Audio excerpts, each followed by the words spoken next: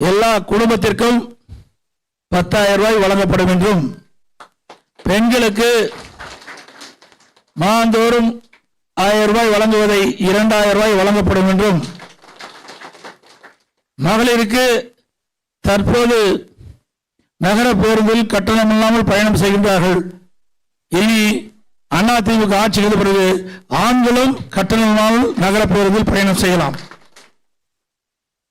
வீடு இல்லாத அனைத்து ஏழை குடும்பங்களுக்கும் தரமான வீடு கட்டி தரப்படும். அம்மா இருசக்கர வாகனம் 5 லட்சம் பேர்களுக்கு வழங்கப்படும். ஒவ்வொரு அம்மா இருசக்கர வாகனம் வாங்குவதற்கும் 25,000 ரூபாய் மானியம் வழங்கப்படும்.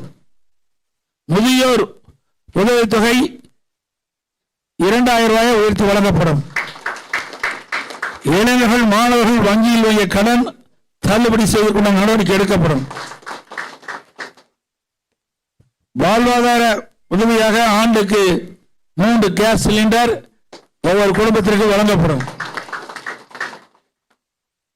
தற்போது இல்லத்தரசின் பணிச்சுமையை குறைக்க அரிசி குடும்ப அட்டைதாரருக்கு குளிர்பதன பெட்டி ஃப்ரிட்ஜ் விலையில்லாமல் வழங்கப்படும்.